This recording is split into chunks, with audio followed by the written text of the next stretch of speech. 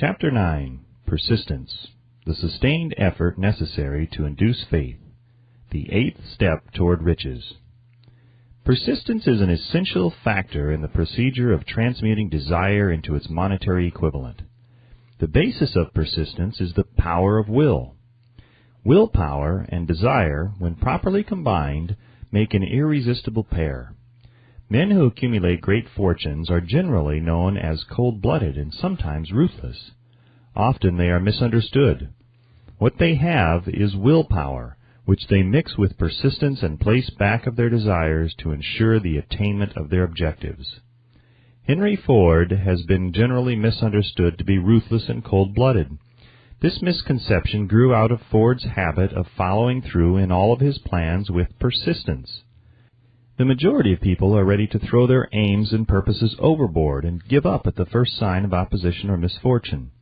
A few carry on despite all opposition until they attain their goal. These few are the Fords, Carnegies, Rockefellers, and Edisons. There may be no heroic connotation to the word persistence, but the quality is to the character of man what carbon is to steel. The building of a fortune generally involves the application of the entire 13 factors of this philosophy. These principles must be understood. They must be applied with persistence by all who accumulate money. If you are following this book with the intention of applying the knowledge it conveys, your first test as to your persistence will come when you begin to follow the 6 steps described in the second chapter. Unless you are one of the 2 out of every 100 who already have a definite goal at which you are aiming, and a definite plan for its attainment, you may read the instructions and then pass on with your daily routine and never comply with those instructions. The author is checking you up at this point because lack of persistence is one of the major causes of failure. Moreover, experience with thousands of people has proved that lack of persistence is a weakness common to the majority of men. It is a weakness which may be overcome by effort. The ease with which lack of persistence may be conquered will depend entirely upon the intensity of one's desire. The starting point of all achievement is desire. Keep this constantly in mind. Weak desires bring weak results, just as a small amount of fire makes a small amount of heat. If you find yourself lacking in persistence, this weakness may be remedied by building a stronger fire under your desires.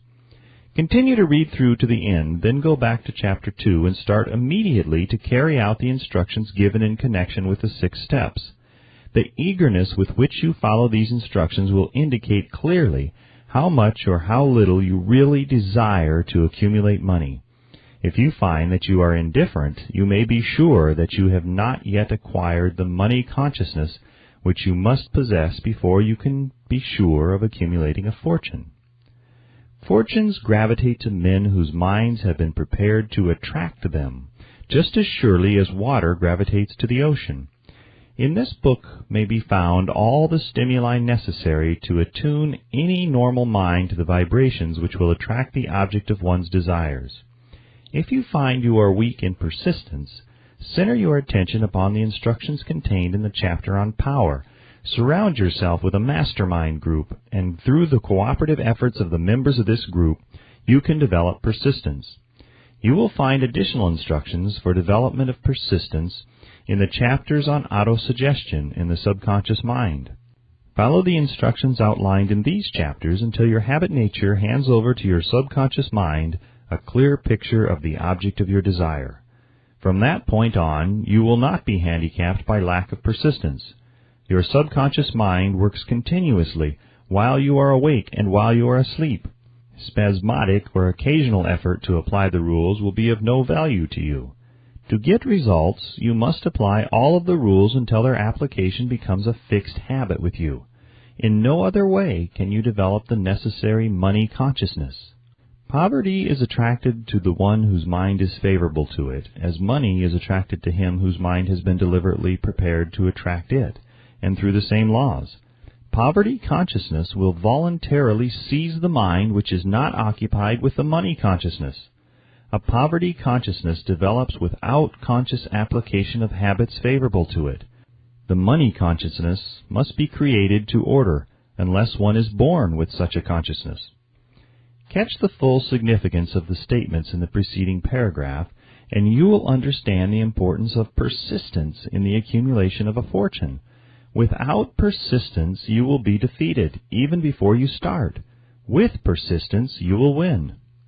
If you have ever experienced a nightmare, you will realize the value of persistence. You are lying in bed, half awake, with a feeling that you are about to smother. You are unable to turn over or to move a muscle. You realize that you must begin to regain control over your muscles. Through persistent effort of willpower, you finally manage to move the fingers of one hand. By continuing to move your fingers, you extend your control to the muscles of one arm until you can lift it. Then you gain control of the other arm in the same manner.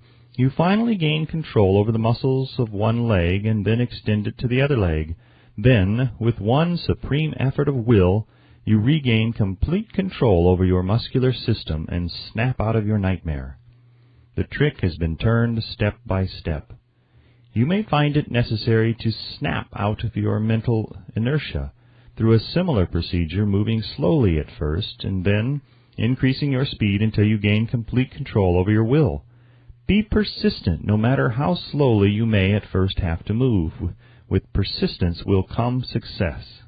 If you select your mastermind group with care, you will have in it at least one person who will aid you in the development of persistence. Some men who have accumulated great fortunes did so because of necessity. They developed the habit of persistence because they were so closely driven by circumstances that they had to become persistent. There is no substitute for persistence. It cannot be supplanted by any other quality. Remember this, and it will hearten you in the beginning when the going may seem difficult and slow. Those who have cultivated the habit of persistence seem to enjoy insurance against failure. No matter how many times they are defeated, they finally arrive up toward the top of the ladder. Sometimes it appears that there is a hidden guide whose duty is to test men through all sorts of discouraging experiences. Those who pick themselves up after defeat and keep on trying arrive, and the world cries, "Bravo! I knew you could do it." The hidden guide lets no one enjoy great achievement without passing the persistence test. Those who can't take it simply do not make the grade. Those who can take it are bountifully rewarded for their persistence. They receive as their compensation whatever goal they are pursuing. That is not all. They receive something infinitely more important than material compensation, the knowledge that every failure brings with it the seed of an equivalent advantage. There are exceptions to this rule. A few people know from experience the soundness of persistence. They are the ones who have not accepted defeat as being anything more than temporary. They are the ones whose desires are so persistently applied that defeat is finally changed into victory. We who stand on the sidelines of life see the overwhelmingly large number who go down in defeat, never to rise again. We see the few who take the punishment of defeat as an urge to greater effort. These, fortunately, never learn to accept life's reverse gear. But what we do not see, what most of us never suspect of existing, is the silent but irresistible power which comes to the rescue of those who fight on in the face of discouragement. If we speak of this power at all, we call it persistence, and let it go at that. One thing we all know, if one does not possess persistence, one does not achieve noteworthy success in any calling. As these lines are being written, I look up from my work and see before me, less than a block away, the great mysterious Broadway, the graveyard of dead hopes, and the front porch of opportunity. From all over the world, people have come to Broadway seeking fame, fortune, power, love, or whatever it is that human beings call success. Once in a great while, someone steps out from the long procession of seekers, and the world hears that another person has mastered Broadway. But Broadway is not easily nor quickly conquered. She acknowledges talent, recognizes genius, pays off in money only after one has refused to quit. Then we know he has discovered the secret of how to conquer Broadway. The secret is always inseparably attached to one word: persistence. The secret is told in the struggle of Fannie Hurst, whose persistence conquered the Great White Way. She came to New York in 1915 to convert writing into riches. The conversion did not come quickly, but it came. For 4 years, Miss Hurst learned about the sidewalks of New York from first-hand experience. She spent her days laboring and her nights hoping. When hope grew dim, she did not say, "All right, Broadway, you win." She said, "Very well, Broadway, you may whip some, but not me. I'm going to force you to give up." One publisher, the Saturday Evening Post, sent her 36 rejection slips before she broke the ice and got a story across.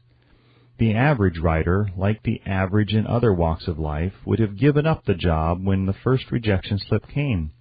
She pounded the pavements for 4 years to the tune of the publisher's no, because she was determined to win. Then came the payoff. The spell had been broken. The unseen guide had tested Fannie Hurst, and she could take it. From that time on, publishers made a beaten path to her door. Money came so fast she hardly had time to count it. Then the moving picture men discovered her, and money came not in small change, but in floods. The moving picture rights to her latest novel, Great Laughter, brought $100,000, said to be the highest price ever paid for a story before publication. Her royalties from the sale of the book probably will run much more. Briefly, you have a description of what persistence is capable of achieving. Fannie Hurst is no exception. Wherever men and women accumulate great riches, you may be sure they first acquired persistence. Broadway will give any beggar a cup of coffee and a sandwich, but it demands persistence of those who go after the big stakes. Kate Smith will say amen when she reads this. For years she sang without money and without price before any microphone she could reach. Broadway said to her, "Come and get it if you can take it." She did take it until one happy day Broadway got tired and said, "What's the use? You don't know when you're whipped, so name your price and go to work in earnest." Smith named the price. It was plenty. Away up in figures so high that one's week's salary is far more than most people make in a whole year. Verily, it pays to be persistent. Persistence is a state of mind, therefore it can be cultivated. Like all states of mind, persistence is based upon definite causes. Among them, these. A. Definiteness of purpose. Knowing what one wants is the first and perhaps the most important step toward the development of persistence. A strong motive forces one to surmount many difficulties. B. Desire. It is comparatively easy to acquire and to maintain persistence in pursuing the object of intense desire. C. Self-reliance. Belief in one's ability to carry out a plan encourages one to follow the plan through with persistence. Self-reliance can be developed through the principle described in the chapter on autosuggestion. D. Definiteness of plans. Organized plans, even though they may be weak and entirely impractical, encourage persistence. E. Accurate knowledge. Knowing that one's plans are sound, based upon experience or observation, encourages persistence. Guessing instead of knowing destroys persistence. F. Cooperation. Sympathy, understanding, and harmonious cooperation with others tend to develop persistence. G. Willpower. The habit of concentrating one's thoughts upon the building of plans for the attainment of a definite purpose leads to persistence. H. Habit. Persistence is the direct result of habit. The mind absorbs and becomes a part of the daily experiences upon which it feeds. Fear, the worst of all enemies, can be effectively cured by forced repetition of acts of courage. Everyone who has seen active service in war knows this. Before leaving the subject of persistence, take inventory of yourself and determine in what particular, if any, you are lacking in this essential quality. Measure yourself courageously, point by point, and see how many of the 8 factors of persistence you lack. The analysis may lead to discoveries that will give you a new grip on yourself. Symptoms of lack of persistence. Here you will find the real enemies which stand between you and noteworthy achievement. Here you will find not only the symptoms indicating weakness of persistence, but also the deeply seated subconscious causes of this weakness. Study the list carefully and face yourself squarely if you really wish to know who you are and what you are capable of doing. These are the weaknesses which must be mastered by all who accumulate riches. 1. failure to recognize and to clearly define exactly what one wants. 2. Procrastination with or without cause, usually backed up with a formidable array of alibis and excuses. 3. Lack of interest in acquiring specialized knowledge.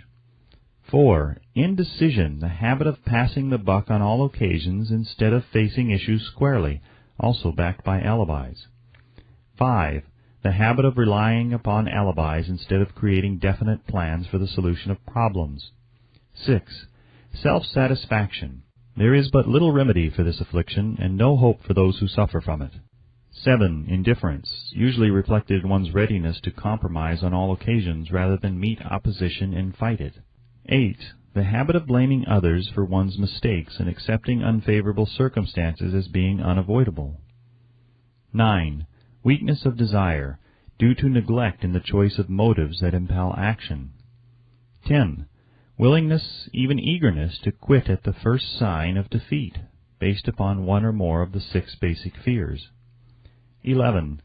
Lack of organized plans placed in writing where they may be analyzed. 12. The habit of neglecting to move on ideas or to grasp opportunity when it presents itself. 13. Wishing instead of willing. 14. The habit of compromising with poverty instead of aiming at riches. General absence of ambition to be, to do, and to own. 15. Searching for all the shortcuts to riches, trying to get without giving a fair equivalent, usually reflected in the habit of gambling, endeavoring to drive sharp bargains. 16. Fear of criticism. Failure to create plans and to put them into action because of what other people will think, do, or say. This enemy belongs at the head of the list because it generally exists in one's subconscious mind, where its presence is not recognized. See the 6 basic fears in a later chapter. Let us examine some of the symptoms of the fear of criticism. The majority of people permit relatives, friends, and the public at large to so influence them that they cannot live their own lives because they fear criticism. Huge numbers of people make mistakes in marriage, stand by the bargain, and go through life miserable and unhappy because they fear criticism which may follow if they correct the mistake. Anyone who has submitted to this form of fear knows the irreparable damage it does by destroying ambition, self-reliance, and the desire to achieve. Millions of people neglect to acquire belated educations after having left school because they fear criticism. Countless numbers of men and women, both young and old, permit relatives to wreck their lives in the name of duty because they fear criticism. Duty does not require any person to submit to the destruction of his personal ambitions and the right to live his own life in his own way. People refuse to take chances in business because they fear the criticism which may follow if they fail. The fear of criticism in such cases is stronger than the desire for success. Too many people refuse to set high goals for themselves or even neglect selecting a career because they fear the criticism of relatives and friends who may say, "Don't aim so high, people will think you are crazy." When Andrew Carnegie suggested that I devote 20 years to the organization of a philosophy of individual achievement, my first impulse of thought was fear of what people might say. The suggestion set up a goal for me, far out of proportion to any I had ever conceived. As quick as a flash, my mind began to create alibis and excuses, all of them traceable to the inherent fear of criticism. Something inside of me said, "You can't do it. The job is too big and requires too much time. What will your relatives think of you? How will you earn a living? No one has ever organized a philosophy of success. What right have you to believe you can do it? Who are you, anyway, to aim so high? Remember your humble birth. What do you know about philosophy? People will think you are crazy," and they did. "Why hasn't some other person done this before now?" These and many other questions flashed into my mind and demanded attention. It seemed as if the whole world had suddenly turned its attention to me with the purpose of ridiculing me into giving up all the desire to carry out Mr. Carnegie's suggestion. I had a fine opportunity then and there to kill off ambition before it gained control of me. Later in life, after having analyzed thousands of people, I discovered that most ideas are stillborn and need the breath of life injected into them through definite plans of immediate action. The time to nurse an idea is at the time of its birth. Every minute it lives gives it a better chance of surviving. The fear of criticism is at the bottom of the destruction of most ideas which never reach the planning and action stage. Many people believe that material success is the result of favorable breaks. There is an element of ground for that belief, but those depending entirely upon luck are nearly always disappointed, because they overlook another important factor which must be present before one can be sure of success. It is the knowledge with which favorable breaks can be made to order. During the Depression, W.C. Fields, the comedian, lost all his money and found himself without income, without a job and his means of earning a living. Vaudeville no longer existed. Moreover, he was past 60 when many men consider themselves old. He was so eager to stage a comeback that he offered to work without pay in a new field, movies. In addition to his other troubles, he fell and injured his neck. To many, that would have been the place to give up and quit. But Fields was persistent. He knew that if he carried on, he would get the breaks sooner or later, and he did get them, but not by chance. Marie Dressler found herself down and out with her money gone with no job when she was about 60. She, too, went after the breaks and got them. Her persistence brought an astounding triumph late in life, long beyond the age when most men and women are done with ambition to achieve. Eddie Cantor lost his money in the 1929 stock crash, but he still had his persistence and his courage. With these, plus 2 prominent eyes, he exploited himself back into an income of $10,000 a week.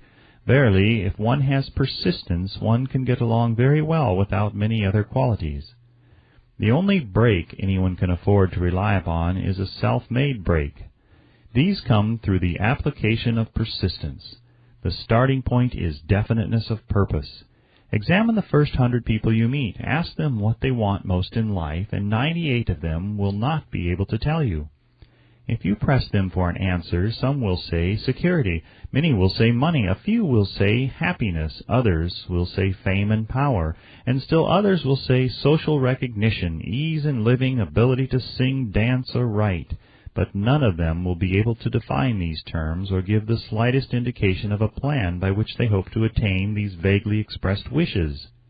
Riches do not respond to wishes. They respond only to definite plans backed by definite desires through constant persistence. How to develop persistence? There are 4 simple steps which lead to the habit of persistence. They call for no great amount of intelligence, no particular amount of education, and but little time or effort.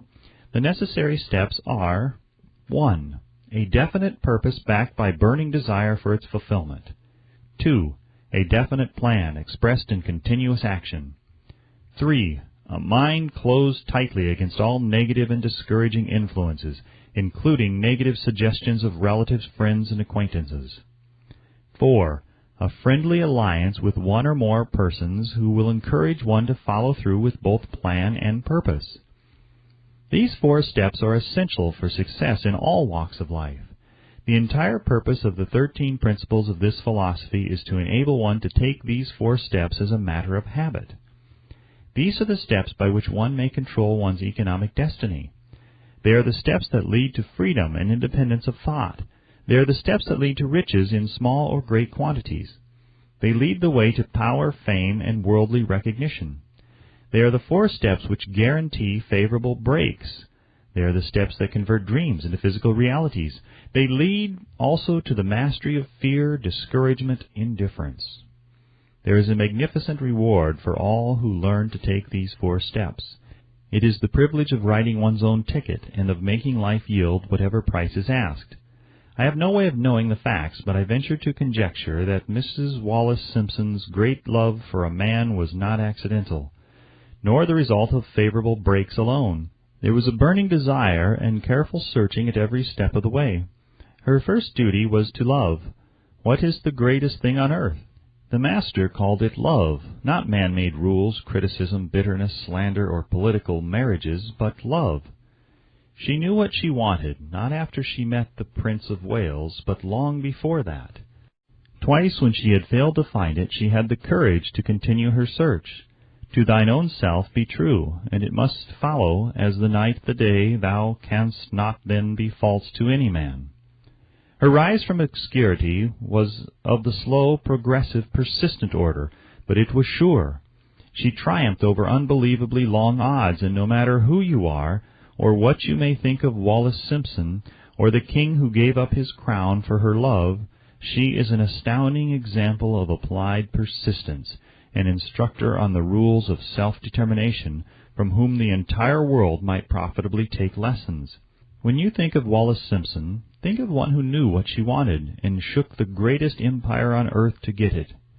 Women who complain that this is a man's world, that women do not have an equal chance to win, owe it to themselves to study carefully the life of this unusual woman, who at an age when most women consider old, captured the affections of the most desirable bachelor in the entire world. And what of King Edward? What lesson may we learn from his part in the world's greatest drama of recent times? Did he pay too high a price for the affections of the woman of his choice? Surely no one but he can give the correct answer. The rest of us can only conjecture. This much we know. The king came into the world without his own consent. He was born to great riches without requesting them. He was persistently sought in marriage. Politicians and statesmen throughout Europe tossed dowagers and princesses at his feet. Because he was the firstborn of his parents, he inherited a crown which he did not seek, and perhaps did not desire. For more than 40 years he was not a free agent, could not live his life in his own way, had but little privacy, and finally assumed duties inflicted upon him when he ascended the throne. Some will say, with all these blessings, King Edward should have found peace of mind, contentment, and joy of living. The truth is that back of all the privileges of a crown, all the money, the fame, and the power inherited by King Edward, there was an emptiness which could be filled only by love. His greatest desire was for love. Long before he met Wallis Simpson, he doubtless felt this great universal emotion tugging at the strings of his heart, beating upon the door of his soul, and crying out for expression. And when he met a kindred spirit crying out for this same holy privilege of expression, he recognized it, and without fear or apology opened his heart and bade it enter. All the scandal-mongers in the world cannot destroy the beauty of this international drama, through which two people found love and had the courage to face open criticism, renounce all else to give it holy expression. King Edward's decision to give up the crown of the world's most powerful empire for the privilege of going the remainder of the way through life with the woman of his choice was a decision that required courage. The decision also had a price, but who has the right to say the price was too great? Surely not he who said, "He among you who is without sin, let him cast the first stone."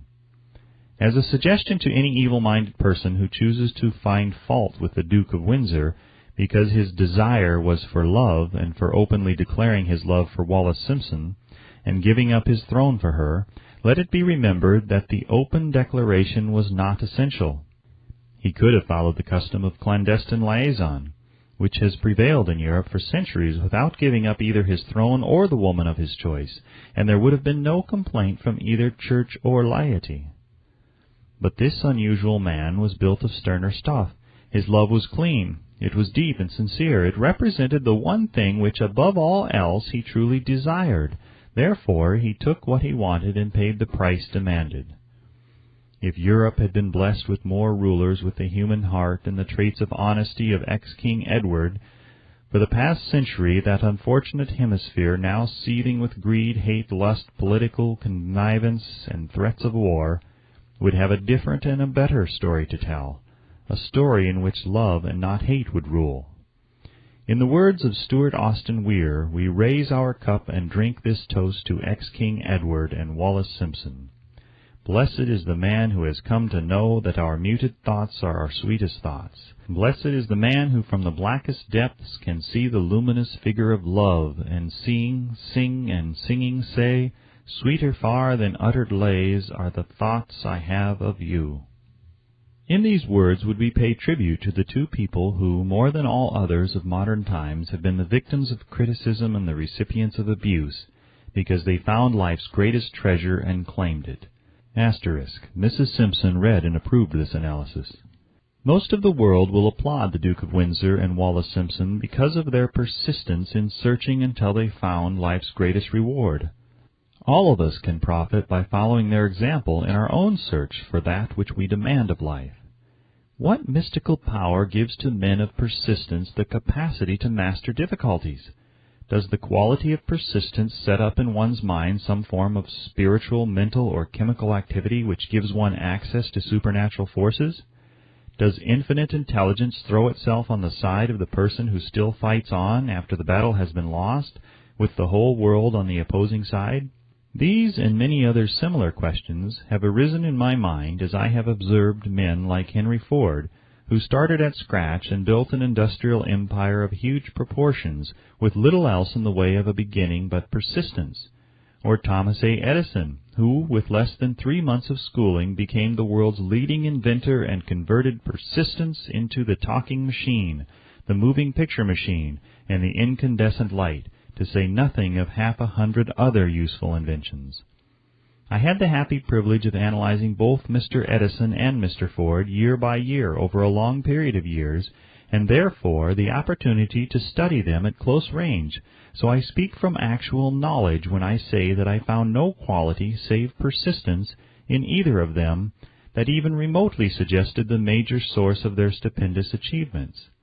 As one makes an impartial study of the prophets, philosophers, miracle men, and religious leaders of the past, one is drawn to the inevitable conclusion that persistence, concentration of effort, and definiteness of purpose were the major sources of their achievements. Consider, for example, the strange and fascinating story of Muhammad. Analyze his life, compare him with men of achievement in this modern age of industry and finance, and observe how they have one outstanding trait in common: persistence. If you are keenly interested in studying the strange power which gives potency to persistence, read a biography of Muhammad, especially the one by Asad Bai. This brief review of that book by Thomas Segru in the Herald Tribune will provide a preview of the rare treat in store for those who take the time to read the entire story of one of the most astounding examples of the power of persistence known to civilization. The Last Great Prophet, reviewed by Thomas Segru. Muhammad was a prophet, but he never performed a miracle. He was not a mystic, he had no formal schooling, he did not begin his mission until he was 40. When he announced that he was the messenger of God, bringing the word of the true religion, he was ridiculed and labeled a lunatic. Children tripped him, and women threw filth upon him. He was banished from his native city, Mecca, and his followers were stripped of their worldly goods and sent into the desert after him. When he had been preaching 10 years, he had nothing to show for it but banishment, poverty, and ridicule. Yet before another 10 years had passed, he was dictator of all Arabia, ruler of Mecca, and the head of a new world religion which was to sweep to the Danube and the Pyrenees before exhausting the impetus he gave it. That impetus was threefold: the power of words, the efficacy of prayer, and man's kinship with God. His career never made sense. Muhammad was born to impoverished members of a leading family of Mecca. Because Mecca, the crossroads of the world, home of the magic stone called the Kaaba, great city of trade and the center of trade routes, was unsanitary, its children were sent to be raised in the desert by Bedouins. Muhammad was thus nurtured, drawing strength and health from the milk of nomad, vicarious mothers. He tended sheep and soon hired out to a rich widow as leader of her caravans. He traveled to all parts of the Eastern world, talked with many men of diverse beliefs, and observed the decline of Christianity into warring sects. When he was 28, Khadija, the widow, looked upon him with favor and married him. Her father would have objected to such a marriage, so she got him drunk and held him up while he gave the paternal blessing. For the next 12 years, Muhammad lived as a rich and respected and very shrewd trader. Then he took to wandering in the desert, and one day he returned with the first verse of the Koran and told Khadija that the archangel Gabriel had appeared to him and said that he was to be the messenger of God. The Koran, the revealed word of God, was the closest thing to a miracle in Muhammad's life. He had not been a poet, he had no gift of words. Yet the verses of the Koran, as he received them and recited them to the faithful, were better than any verses which the professional poets of the tribes could produce. This, to the Arabs, was a miracle. To them the gift of words was the greatest gift. The poet was all-powerful. In addition, the Quran said that all men were equal before God, that the world should be a democratic state. Islam. It was this political heresy, plus Muhammad's desire to destroy all the 360 idols in the courtyard of the Kaaba, which brought about his banishment. The idols brought the desert tribes to Mecca, and that meant trade. So the businessmen of Mecca, the capitalists of which he had been one, set upon Muhammad. Then he retreated to the desert and demanded sovereignty over the world. The rise of Islam began. Out of the desert came a flame which would not be extinguished, a democratic army fighting as a unit and prepared to die without wincing. Muhammad had invited the Jews and Christians to join him, for he was not building a new religion. He was calling all who believed in one God to join in a single faith. If the Jews and Christians had accepted his invitation, Islam would have conquered the world. They didn't. They would not even accept Muhammad's invitation of humane warfare. When the armies of the Prophet entered Jerusalem, not a single person was killed because of his faith. When the Crusaders entered the city centuries later, not a Muslim man, woman, or child was spared. But the Christians did accept one Muslim idea, the place of learning, the university. Chapter 10. Power of the Mastermind. The Driving Force. The ninth step towards riches. Power is essential for success in the accumulation of money. Plans are inert and useless without sufficient power to translate them into action. This chapter will describe the method by which an individual may attain and apply power. Power may be defined as organized and intelligently directed knowledge. Power, as the term is here used, refers to organized effort, sufficient to enable an individual to transmute desire into its monetary equivalent. Organized effort is produced through the coordination of effort of two or more people, who work toward a definite end in a spirit of harmony. Power is required for the accumulation of money. Power is necessary for the retention of money after it has been accumulated. Let us ascertain how power may be acquired. If power is organized knowledge, let us examine the sources of knowledge. A. Infinite intelligence. This source of knowledge may be contacted through the procedure described in another chapter with the aid of creative imagination. B. Accumulated experience. The accumulated experience of man, or that portion of it which has been organized and recorded, may be found in any well-equipped public library. An important part of this accumulated experience is taught in public schools and colleges, where it has been classified and organized. C. Experiment and research. In the field of science and in practically every other walk of life, men are gathering, classifying, and organizing new facts daily. This is the source to which one must turn when knowledge is not available through accumulated experience. Here, too, the creative imagination must often be used. Knowledge may be acquired from any of the foregoing sources. It may be converted into power by organizing it into definite plans and by expressing those plans in terms of action.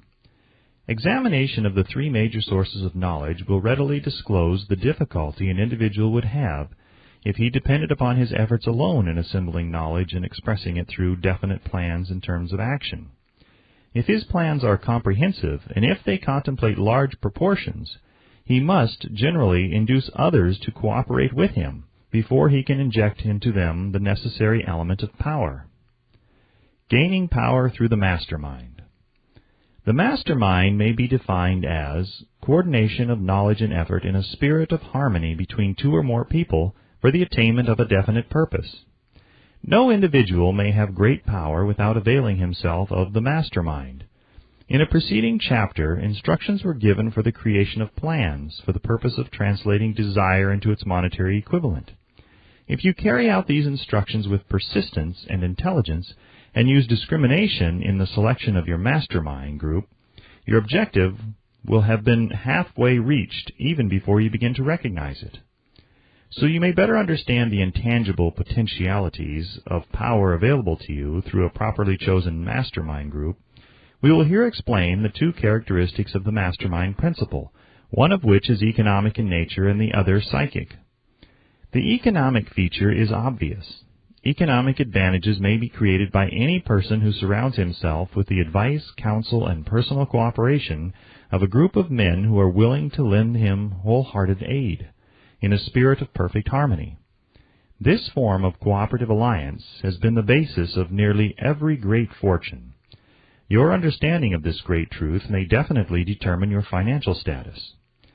The psychic phase of the mastermind principle is much more abstract, much more difficult to comprehend, because it has reference to the spiritual forces with which the human race as a whole is not acquainted. You may catch a significant suggestion from this statement. No two minds ever come together without thereby creating a third, invisible, intangible force, which may be likened to a third mind.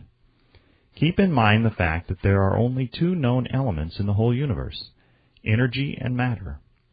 It is a well-known fact that matter may be broken down into units of molecules, atoms, and electrons. There are units of matter which may be isolated, separated, and analyzed. Likewise, there are units of energy. The human mind is a form of energy, a part of it being spiritual in nature. When the minds of two people are coordinated in a spirit of harmony, the spiritual units of energy of each mind form an affinity, which constitutes the psychic phase of the mastermind. The mastermind principle, or rather the economic feature of it, was first called to my attention by Andrew Carnegie over 25 years ago.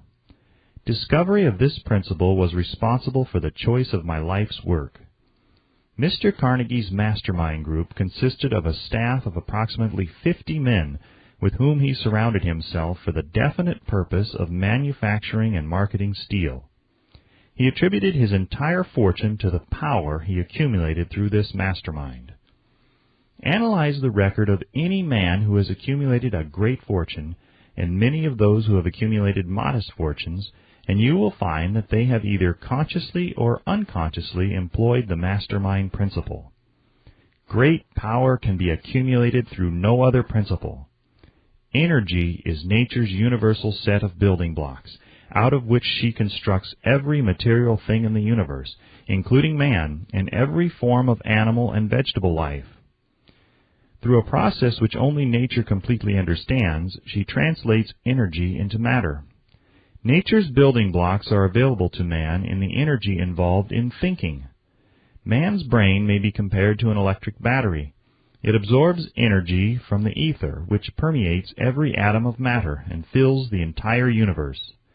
It is a well-known fact that a group of electric batteries will provide more energy than a single battery. It is also a well-known fact that an individual battery will provide energy in proportion to the number and capacity of the cells it contains.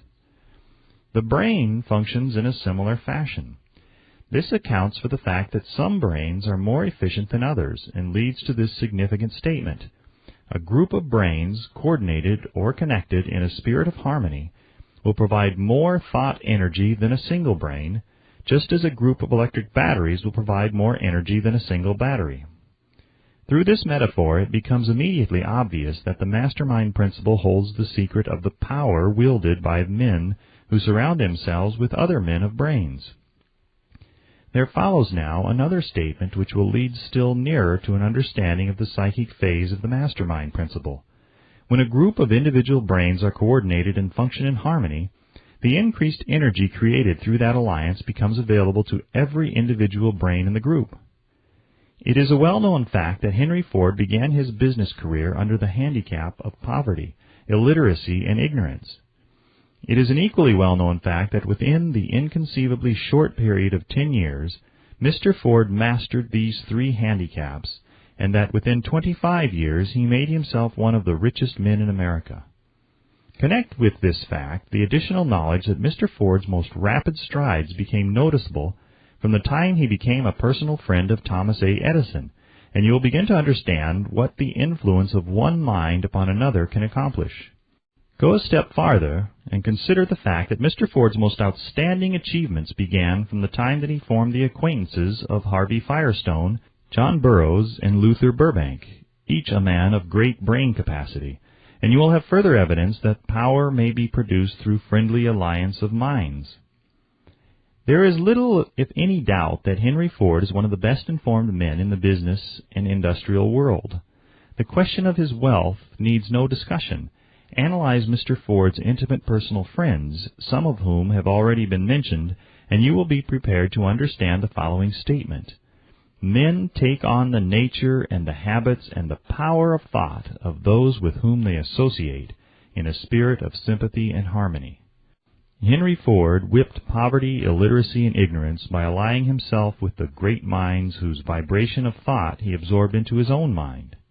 Through his association with Edison, Burbank, Burroughs, and Firestone, Mr. Ford added to his own brain power the sum and substance of the intelligence, experience, knowledge, and spiritual forces of these four men. Moreover, he appropriated and made use of the mastermind principle through the methods of procedure described in this book. This principle is available to you. We have already mentioned Mahatma Gandhi. Perhaps the majority of those who have heard of Gandhi look upon him as merely an eccentric little man who goes around without formal wearing apparel and makes trouble for the British government. In reality, Gandhi is not eccentric, but he is the most powerful man now living, estimated by the number of his followers and their faith in their leader. Moreover, he is probably the most powerful man who has ever lived. His power is passive, but it is real. Let us study the method by which he attained his stupendous power.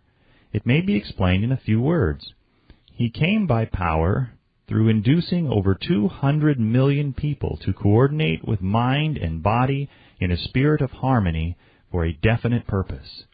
In brief, Gandhi has accomplished a miracle, for it is a miracle when 200 million people can be induced, not forced, to cooperate in a spirit of harmony for a limitless time. If you doubt that this is a miracle, try to induce any two people to cooperate in a spirit of harmony for any length of time. Every man who manages a business knows what a difficult matter it is to get employees to work together in a spirit even remotely resembling harmony. The list of the chief sources from which power may be attained is, as you have seen, headed by infinite intelligence. When two or more people coordinate in a spirit of harmony and work toward a definite objective, they place themselves in position through that alliance to absorb power directly from the great universal storehouse of infinite intelligence. This is the greatest of all sources of power. It is the source to which the genius turns. It is the source to which every great leader turns, whether he may be conscious of the fact or not. The other two major sources from which the knowledge necessary for the accumulation of power may be obtained are no more reliable than the five senses of man. The senses are not always reliable. Infinite intelligence does not err. In subsequent chapters, the methods by which infinite intelligence may be most readily contacted will be adequately described. This is not a course on religion. No fundamental principle described in this book should be interpreted as being intended to interfere either directly or indirectly with any man's religious habits. This book has been confined exclusively to instructing the reader how to transmute the definite purpose of desire for money into its monetary equivalent. Read, think, and meditate as you read. Soon the entire subject will unfold and you will see it in perspective. You are now seeing the detail of the individual chapters. Money is as shy and elusive as the old-time maiden. It must be wooed and won by methods not unlike those used by a determined lover in pursuit of the girl of his choice. And coincidental as it is, the power used in the wooing of money is not greatly different from that used in wooing a maiden. That power, when successfully used in the pursuit of money, must be mixed with faith. It must be mixed with desire. It must be mixed with persistence. It must be applied through a plan, and that plan must be set into action. When money comes in quantities known as the big money, it flows to the one who accumulates it as easily as water flows downhill. There exists a great unseen stream of power which may be compared to a river, except that one side flows in one direction, carrying all who get into that side of the stream onward and upward to wealth, and the other side flows in the opposite direction, carrying all those who are unfortunate enough to get into it and not able to extricate themselves from it downward to misery and poverty. Every man who has accumulated a great fortune has recognized the existence of this stream of life. It consists of one's thinking process. The positive emotions of thought form the side of the stream which carries one to fortune. The negative emotions form the side which carries one down to poverty. This carries a thought of stupendous importance to the person who is following this book with the object of accumulating a fortune. If you are in the side of the stream of power which leads to poverty, this may serve as an oar by which you may propel yourself over into the other side of the stream. It can serve you only through application and use. Merely reading and passing judgment on it, either one way or another, will in no way benefit you. Some people undergo the experience of alternating between the positive and negative sides of the stream, being at times on the positive side and at times on the negative side. The Wall Street crash of '29 swept millions of people from the positive to the negative side of the stream. These millions are struggling, some of them in desperation and fear, to get back into the positive side of the stream. This book was written especially for those millions. Poverty and riches often change places. The crash taught the world this truth, although the world will not long remember the lesson. Poverty may, and generally does, voluntarily take the place of riches. When riches take the place of poverty, the change is usually brought about through well-conceived and carefully executed plans. Poverty needs no plan. It needs no one to aid it, because it is bold and ruthless. Riches are shy and timid. They have to be attracted. Anybody can wish for riches, and most people do. But only a few know that a definite plan plus a burning desire for wealth are the only dependable means of accumulating wealth.